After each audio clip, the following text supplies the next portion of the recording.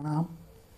हम श्री विद्या क्षेत्र में वैदिक गणित, विज्ञान व तकनीकी के मूल्यों को, जैसे ये मूल्य उसमें जागृत हैं, उनके समांतर होने का प्रयास कर रहे हैं। वैदिक मैथमेटिक्स, साइंस एंड टेक्नोलॉजी जो है, ये स्पेस कंटेंट की विद्या है। ये स्पेस कंटेंट, ये जो आकाशीय द्रव्य है, ये जो आकाश द्रव्य स्वरूप है, इसके बारे में जो हमारा गणित है, उसका जो विज्ञान और तकनीकी बनता है, तो ये दिव्य द्रव्य बन जाता है। ये दिव्य द्रव्य जो है, ये किस तरीके से इस संसार के चक्र को, इस जीवन चक्र को चला रहा है, और ये जीवन चक्र सूर्य के माध्यम से जो प्रकृति की अध्यक्षता में हो रहा है, ये ही वैदिक मैथमेटिक्स, साइंस एंड टेक्नोलॉजी है। आइए आज हम एक बात जानें कि जो वैदिक स्क्रिप्चर्स हैं, जो वैदिक ग्रंथ हैं, ये वैदिक ग्रंथों का जो अनुबंध है, इनको बांधने का तरीका है, उसको जानना चाहिए। वैदिक ग्रंथ किस तरह बंधे हुए हैं, तो जो इसके अंदर ज्ञान है और जो इसके अंदर विज्ञान है और जो इसके अंदर तकनीकी है, ये किस तरह से एक साथ में बंधी हुई है। एक रूप में हम देख सकते हैं कि किस तरह से प्योर वैल्यूज़ जो हैं, शुद्ध ज्ञान जो है, और जो अप्लाइड वैल्यूज़ हैं, ये प्योर और अप्लाइड वैल्यूज़ को एक साथ किस तरह से लिया जा रहा है, ये समझने की ज़रूरत है। इसको एक दृष्टि में हम कहते हैं ये त्रिविद्या है। त्रिविद्या का तात्पर्य होता है ऋग्वेद है, यजुर्वेद है और सामवेद है। और ये अथर्ववेद जो है, ये इन तीनों वेदों के अर्थों को बताने के लिए है, या त्रिविद्या को जानने के लिए हमें अथर्ववेद की आवश्यकता है। अथर्ववेद से तीनों वेदों को जाना जाता है।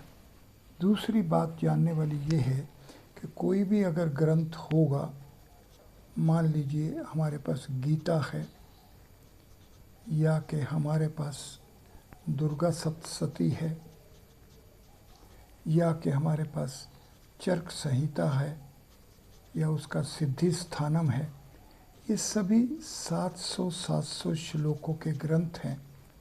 और जो शब्द कल्प है, इसके का ब्रह्मा के स्वरूप में जो इसके 10 ट्रांसेंडेंटल कोड वैल्यू का योग बनेगा, वो भी 700 है। इस तरह से हमें ये जानना चाहिए, ये समझना चाहिए कि ये सभी ग्रंथ जो हैं, एक ही ज्ञान को इन अंकों के माध्यम से इस सांख्य के स्वरूप में किस तरह से सुगठित किया जाता है, और इस सांख्य निष्ठा को किस तरह से योग निष्ठा के समांतर वाला बना देता है, और ये सांख्य का योग और योग का योग, ये किस तरीके से काम करता है, किस तरह उपयोग में लाया जाता है। इसका एक जो गुण, जो एक ग्रंथों का सुगठन है, वो ये है कि ग्रंथ का जो विभाजन है, जैसे कि मान लीजिए हमारे पास साकल ऋग्वेद संहिता है, ये मौलिक ग्रंथ है, साकल ऋग्वेद संहिता। ये संहिता को जब हम कहते हैं कि इसके 10 मंडल हैं, 8 अष्टक हैं, 64 अध्याय हैं, 85 अनुवाक हैं, और 1028 सूक्त हैं, 2024 वर्ग हैं, और 10,552 इसकी ऋचाएँ हैं, 3,97,265 इसके लिखे हुए अक्षर हैं, और पुल ज्ञान ये 4,32,000 अक्षरों का है। ये जो विभाजन है, ये ही इसका जो ग्रंथ है, इसकी ये जो प्रबंध है, इसको हम कहते हैं knowledge and organisation of knowledge. तो हमें ऑर्गेनाइजेशन ऑफ नॉलेज से नॉलेज में पहुंचना है और नॉलेज से ऑर्गेनाइजेशन में पहुंचना है। इसलिए इस स्क्रिप्चर को स्क्रिप्चर के माध्यम से ही पढ़ना है और जानना है। आइए और एक उदाहरण लेते हैं कि हमारे पास दुर्गा सप्तशती एक ग्रंथ है। ये दुर्गा सप्तशती ग्रंथ जो है ये 700 श्लोकों वाला है, 700, और इसका विभाजन 13 अध्यायों में है। 104 है पहले अध्याय में, 69 है दूसरे अध्याय में, 44 है फिर 42 है। इस तरीके से जब हम आखिर तक पहुँचेंगे तो यहाँ पर 29 है। ये 29 जो है ये ब्रह्मा का अंक है और यही हमारे पास सूत्र और उपसूत्र हैं। तो जो 13वां अध्याय है और दुर्गा का अंक 16 है, तो ये दुर्गा से जो हम 13 अध्याय के ग्रंथ में 16 से 13 अध्याय के ग्रंथ में पहुंच रहे हैं, और ये जो हमारे पास 1 से 16 अंक के जो फैक्टर्स हैं 29 बनते हैं, ये सारे गुण जो हैं ये हमें ये इंगित करते हैं कि ये एक विद्या है, ये एक गणित है जिसको जानना चाहिए। अब देखिए कि दुर्गा सप्तशती जो ग्रंथ है ये 13 अध्यायों वाला है, दुर्गा का अंक 16 है और जो आखिरी अध्याय है उसके श्लोक 29 हैं। और अगर हम 1 से 16 तक के नंबर्स को लें तो इसके 1 से 29 तक फैक्टर्स होते हैं। 29 जो है वो ब्रह्मा जी का अंक है। ये सारी बातें जब हम एक साथ देखेंगे तो हम ये पाएंगे कि अगर हमें गणित सूत्रों का आधार जानना है या गणित सूत्र कहाँ पर जागृत हैं, किस तरह जागृत हैं और गणित के मूल्यों का किस तरह उपयोग किया जा रहा है और वैदिक ज्ञान और वैदिक शास्त्रों का प्रबंध किस तरह से है, तो इस तरह से हमें इन ग्रंथों को देखना होगा। और अगर हम दुर्गा सप्तशती ग्रंथ को देखें तो ये 13 अध्याय जो हैं, तो इसका जो प्रथम चरित्र है इसको कहा जाता है चरित्र। ये देवी का चरित्र जो है, ये जो दूसरा द्वितीय चरित्र है इसको मध्यम चरित्र कहते हैं और तीसरा जो है इसको उत्तर चरित्र कहते हैं। ये एक अध्याय है, ये 2 से 4 तक है और ये 5 से 13 तक है। यानी कि ये 1 है, ये 3 है और ये 9 है। अब इन तीनों अक्षरों को देखिए, 1 बराबर है 3⁻0, 3 बराबर है 3⁻1 और 9 बराबर है 3 की शक्ति 2। तो ये हमें जो सीक्वेंस दिख रहा है ये हमें स्पष्ट इंडिकेट कर रहा है कि इसके प्रबंध के अंदर गणित है और इसकी गणना किस तरह की जा रही है, इसको बांधा किस तरह जा रहा है, ये जो ज्ञान है, ये जो नॉलेज है, इसकी अप्लाइड वैल्यूज़ कैसे लेनी है, ये सब इसी ग्रंथ के प्रबंध के अंदर ही दिया हुआ है। आइए हम और आगे देखें कि अगर हमारे पास तीनों चरित्र में तो 7 ऐसे गुण हैं जिनको अपनाया गया है। ये 7 क्यों अपनाए गए हैं? क्योंकि हम जानते हैं कि जो 3 स्पेस है, जो हाइपर क्यूब 3 है, इसकी 7 ज्योमेट्रीज हैं, G3⁻7 है। तात्पर्य क्या हुआ कि ये क्यूब 7 तरह का है। तो इस तरह से जो पहला गुण लिया गया वो 3 भागों में बांटा गया और फिर हर एक भाग को 7-7 भागों में बांटा गया। तो ये हमें ये स्पष्ट बतला रहा है कि एक गणित है। अगर हमारे पास 1 से 10 तक नंबर हों तो 7 यहाँ पर सबसे बड़ा प्राइम है और यहाँ 7 जमा 3 है। तो ये स्पष्ट सामने आ रहा है कि ये हम 1 से 10 अंक जो हैं इनके बारे में जानने जा रहे हैं। ये भी स्पष्ट नज़र आ रहा है कि 700 जो है 7 गुणा 100 है। ये भी हमें स्पष्ट नज़र आ रहा है जो 100 अंक है इसके 1 से 99 तक जो डबल अंक हैं ये 9 और 11 की ग्रिड में हैं और ये ट्रिपल डिजिट बाहर चला जाता है। ये 9 और 11 और ये 100 वाले में जाना। तो जब हम दुर्गा सप्तशती के 13वें अध्याय को देखेंगे तो उसके अंदर ये व्यवस्था पूरी की पूरी है, किस तरीके से हम डबल डिजिट नंबर्स जो हैं इनको अगर 10 प्लेस वैल्यू सिस्टम के डबल डिजिट नंबर्स को लिखें तो हम पाएंगे कि हमारे पास ये नंबर इस तरीके से 9 क्रॉस 11 ग्रिड में आ जाते हैं। और अगर हम 99 को देखें तो 1 से 47 नंबर्स लें तो इनके फैक्टर 1 से 99 हैं। ये गीता के प्रथम अध्याय है। और 1 से 99 नंबर्स के अगर फैक्टर्स लें तो ये 236 है, जो कि हमारे पास 13 उपसूत्रों के कुल वर्ण हैं। इस तरह से क्रम से जब हम इस प्रबंध को देखेंगे, समझेंगे, अपनाएंगे तो हम पाएंगे कि जो वैदिक गणित सूत्रों का प्रबंध है वो ही इन ग्रंथों का प्रबंध है।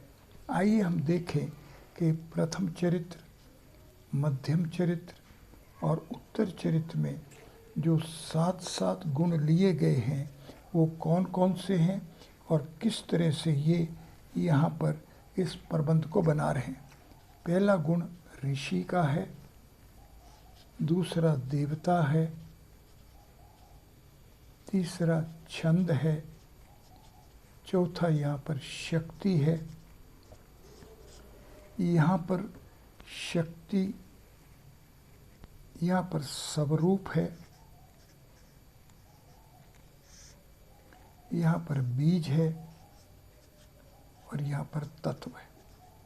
ये 7 गुण हैं जो तीनों चरित्रों में देवी के जो सप्तशती का ग्रंथ है इसका जो 3 चरित्र हैं, हर एक चरित्र में ये रूप हैं। स्वरूप को देखें तो ये 26 है, तत्व को देखें तो 21 है, ये तत्वम शब्द होता है, 30 है, ये बीजम कहते हैं, ये पर 16 और 9 25 है, ये शक्ति है, ये छंद है, ये देवता है और ये ऋषि है। इनका हम योग करके अपने पास रख लें। अब देखें कि प्रथम चरित्र में जो ऋषि है वो ब्रह्मा है, मध्यम का विष्णु है और तीसरे का रुद्र है। इनके अंक देखेंगे, ये 29 है, ये 25 है और ये 17 है। कुल 71 योग बनेगा। अभी तक हम जब 3 स्पेस की बॉडी को देखते हैं तो हम केवल क्यूब को देखते हैं, हम सफ़ियर को नहीं देखते हैं, वृत्तम को नहीं देखते हैं, गोल को नहीं देखते हैं। ये जो गोल वृत्त है इसको हम नहीं देख रहे हैं, इस गोल वृत्त का वृत्तम स्वरूप नहीं देख रहे हैं। ये सफ़ियर जो है वो जब हम जानेंगे तो हम इस 71 अंक का उपयोग करेंगे, और जैसे घन करेंगे तो क्यूब करेंगे तो ये 31 अंकों का उपयोग करेंगे। इस तरह से ये पहला गुण जो ऋषि वाला गुण है ये ब्रह्मा, विष्णु और रुद्र है। यहाँ स्वरूप में देखेंगे तो प्रथम स्वरूप में ऋग्वेद है, दूसरे में यजुर्वेद है और तीसरे में सामवेद है। ये देखेंगे तो ये 27 है, ये 31 है और ये 35 है। इसका योग करेंगे तो ये 7 और 8 87 बनता है। ये 3 गुना 29 है। इसी तरह तत्व में देखेंगे कि यहाँ पहले में अग्नि तत्व है, दूसरे में वायु तत्व है और तीसरे में सूर्य तत्व है। ये सातों के सातों गुणों को जब हम जोड़ करेंगे तो हम देखेंगे कि ये हमारे पास कुल 697 बनता है और कुल श्लोक 700 हैं, और ये डायमेंशन यहाँ पर इस ओरिजिन में ले जाती है। ये जो प्रबंध है, इस ग्रंथ का जो ये प्रबंध है, ये जो ऑर्गेनाइजेशन ऑफ नॉलेज है, यही हमें नॉलेज पर ले जाती है। इसलिए जब हम किसी भी वैदिक शास्त्र को लें, किसी वैदिक ग्रंथ को लें, तो उसकी एक पहचान ये होगी कि क्या इसका ज्ञान और इसका ज्ञान का प्रबंध साम्य है। अगर साम्य होगा तो ये वैदिक ग्रंथ की श्रेणी में आएगा, नहीं तो नहीं आएगा। इस तरह से ये वैदिक जो ज्ञान के ग्रंथ हैं, ये अपने आप में अपने को सुरक्षित किए हुए हैं, क्योंकि इनका ज्ञान और इनका प्रबंध साम्य स्वरूप में है, पैरेलल है, और पैरेलल के साथ साथ ये सम है, सम के सम साथ साथ ये समुच्चय हैं, पूरी तरह से अपने आप को एकत्रित किए हुए हैं। ये सब गुण इस ग्रंथों के प्रबंध में हैं। इसलिए हमें जब भी किसी वैदिक शास्त्र में पहुंचना हो तो हमें इसके ज्ञान पर और इसके प्रबंध पर ध्यान देना होगा। अगर हम गणित सूत्रों को ये जानना चाह रहे हैं कि क्या ये सूत्र और उपसूत्र वैदिक हैं या नहीं, तो हमें इस पर जो मापदंड लगाना होगा वो यही लगाना होगा कि इनके अंदर का जो ज्ञान है और इसका जो प्रबंध है, क्या ये साम्य है या नहीं है। इस तरह से अगर हम सूत्रों में जाएंगे तो हम देखेंगे कि पहला वर्ण 6 है और इसके अंदर 0, 1, 2, 7, 9 और 10 अंकों का तो वर्णात्मक वर्ण है, और 3, 4, 5 और 6 और 8 का नहीं है। तो अब हम जानने का प्रयास करें कि ये जो 8 अंक है ये बड़ा ए है। तो जब हम दुर्गा सप्तशती ग्रंथ में प्रवेश करेंगे तो इस दुर्गा सप्तशती के अंक 16 हैं, जो कि 6 स्पेस का जो कंटेंट है, इसका जब विघटन होगा तो ये 16 के बराबर होगा। ये जो पहुँच है 6 स्पेस 6 आकाश का जो द्रव्य है, ये 16 स्वरूप वाला है, और ये दा जो है ये 6 अंक की व्यवस्था वाला है। तो ये सभी मूल्यों को एक साथ स्वरूप में देखेंगे तो हम ये जान पाएंगे कि प्रथम चरित्र का जो प्रवेश द्वार है वो ए ओम एवं है। इसलिए गणित सूत्रों का जो आधार 3, 4, 5, 6 और 8 है, और इसका ये जो 8 है ये हमें इस स्वरूप में ले जाएगा। तो हम वैदिक गणित के जो विज्ञान और तकनीकी का आधार है, गणित सूत्रों का जो गणित है, ये जो गणित सूत्र हैं इसके अंदर जो गणित है उसका विज्ञान और तकनीकी आधार क्या है, इसको जानने के लिए हमें दुर्गा सप्तशती ग्रंथ में पहुंचकर हमें ये ए जो पहले सूत्र का वर्ण ए है, तो इसका दीर्घ ए, ये 6 और 6 दोनों का जो 8 संख्या बननी है, इसको जानना होगा। तो आइए आज हम इनसे ये भी जानें कि हम 1 गुणा 1 जानते हैं, 1 जमा 1 2 जानते हैं, पर आज का गणित हमें 1 और 1 एक्सिस का सिंथेसिस करें तो ये मूल्य 3 बनता है, ये दिशा वाला नहीं है। वैदिक गणित जो है वो इस दिशा वाला है कि हमें ये जो गुणा करनी है और 1 तक पहुंचना है, ये जो जोड़ करना है और 2 पर पहुंचना है, इसके अलावा एक एक्सिस और दूसरी एक्सिस को जब हम सिंथेसिस करेंगे, जोड़ेंगे, तो 3 बनता है। ये सिंथेसिस ऑपरेशन जो है ये वैदिक गणित की यूनिकनेस है। ये 2 ऑपरेशन तो हम मैथमेटिक्स में, मॉडर्न मैथमेटिक्स में भी कर रहे हैं, पर इसकी जो सीमाएं हैं, इन सीमाओं को लांघने के लिए हमें इसके अंदर डायमेंशनल सिंथेसिस को जानना होगा। ये डायमेंशनल सिंथेसिस का स्पष्ट स्वरूप कैसा है? हमारे पास एक्स एक्सिस है, वाई एक्सिस है और जेड एक्सिस है। हमारे पास एक स्पेस है और ये एक्सिस के स्वरूप में है। उसके बाद हमारे पास 2 एक्सिस हैं, फिर हमारे पास 3 एक्सिस हैं। ये 2 एक्सिस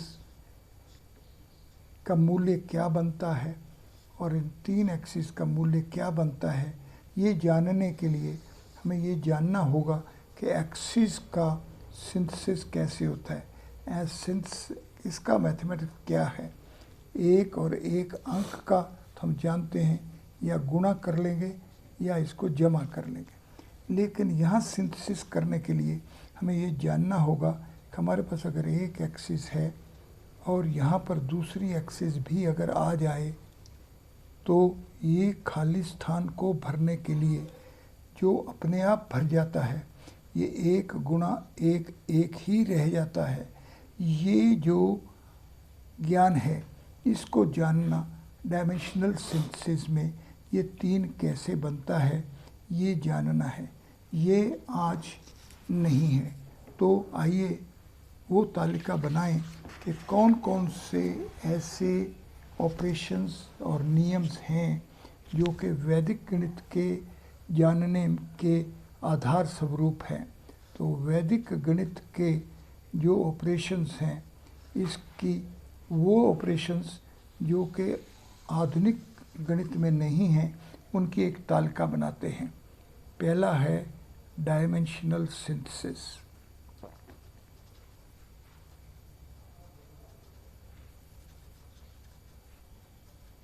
जिसका तात्पर्य ये है कि एक एक्सिस के बाद जब 2 एक्सिस हो जाएंगी, 3 एक्सिस हो जाएंगी, तो क्या स्वरूप बनता चला जाएगा। दूसरा ऑपरेशन है डोमेन स्प्लिट। डोमेन स्प्लिट का मतलब ये है, इसको कहते हैं डोमेन स्प्लिट स्पेक्ट्रम। ये जानने का तात्पर्य ये है कि ये जो 3 स्पेस का कंटेंट है, ये जो द्रव्य है इसके अंदर जिसके कारण आयतन है, ये आपस में ये किन गुणों वाला है, ये जो D3 है इस कंटेंट के क्या गुण हैं, तो ये विभाजन कैसे करता है।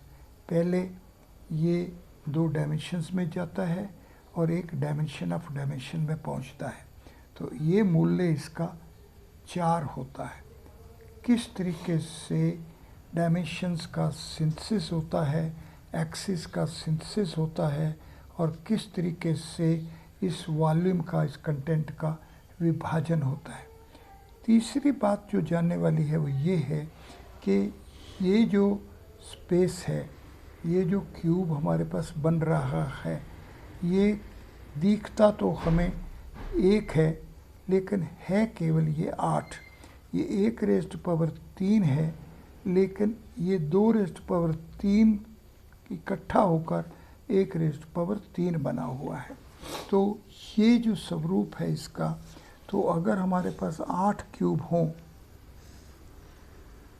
और इन 8 क्यूब के अगर हम स्ट्रक्चरल कंपोनेंट्स को जानें, इन 8 के जानें, तो हम जान पा रहे हैं कि एक जब क्यूब होता है, पहला जब क्यूब होगा तो इसके 27 कंपोनेंट होंगे। दूसरा जब क्यूब आएगा तो इसमें से 9 कम हो जाएंगे क्योंकि इसकी एक सरफेस पहले वाली सरफेस के साथ हो जाएगी और ये इस 27 से ये 18 में होगा। तीसरे में 18 और फिर 12 होगा। ये जो स्वरूप बन रहा है और फिर नीचे में करेंगे और आगे करेंगे, तो ये जो स्वरूप बन रहा है, इस स्वरूप को हमारे को जानना है। इसको जानने के लिए हम देखें, एक जो यूनिट वाला था 1⁻³ जो था, इसने हमारे को 3⁻³ 27 यूनिट दिए। इसी तरह से 2⁻³ लेंगे तो ये हमें 5⁻³ 125 दे देगा।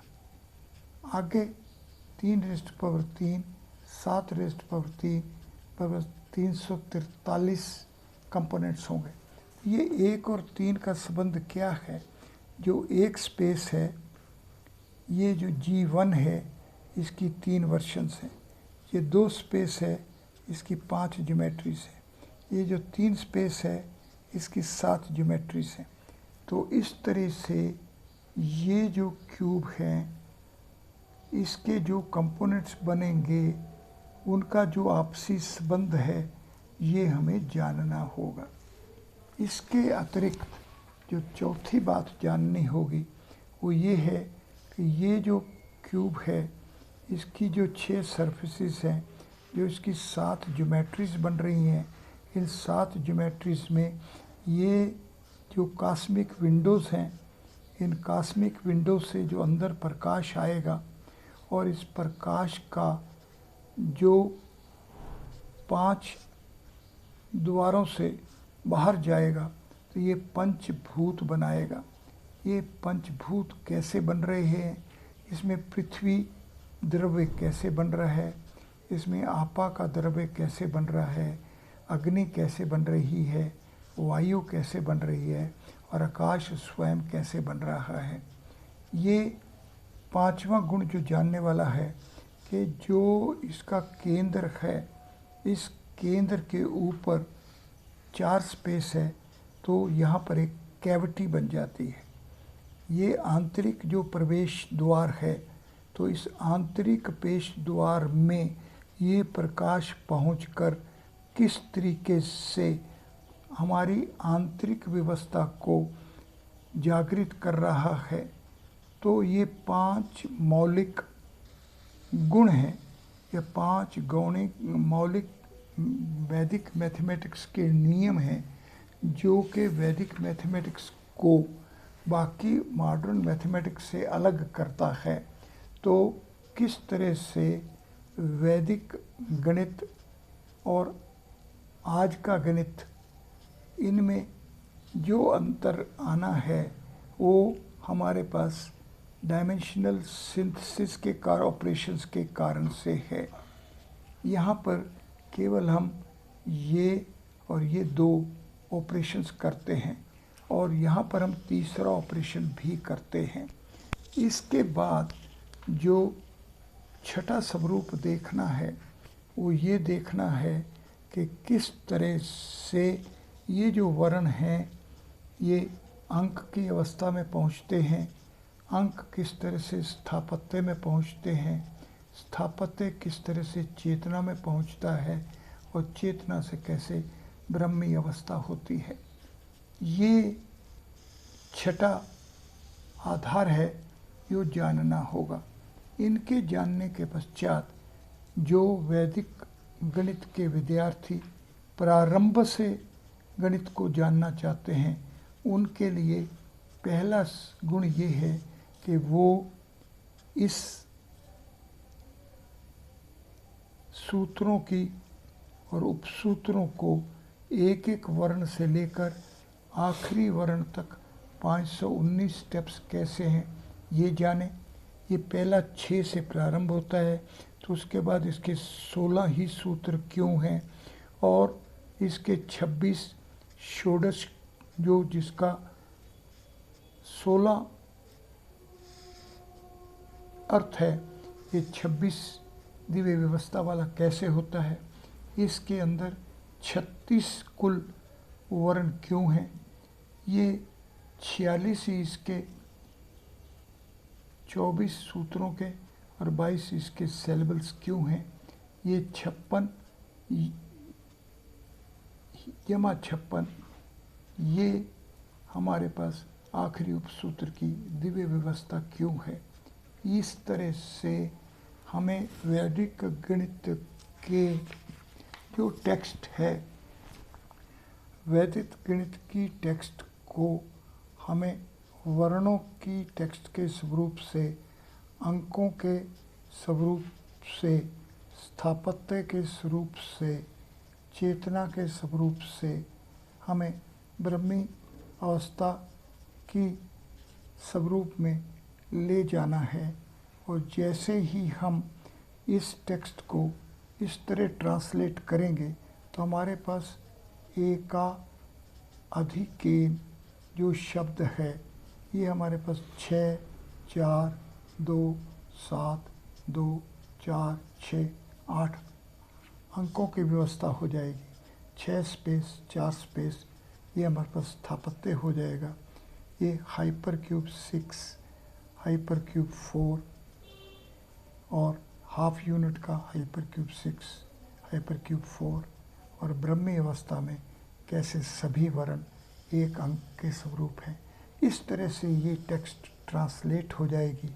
इस ट्रांसलेटेड टेक्स्ट के आधार पर ही हमें गणित से विज्ञान में पहुंचना है और इससे ही हमें तकनीकी अवस्था में पहुंचना है।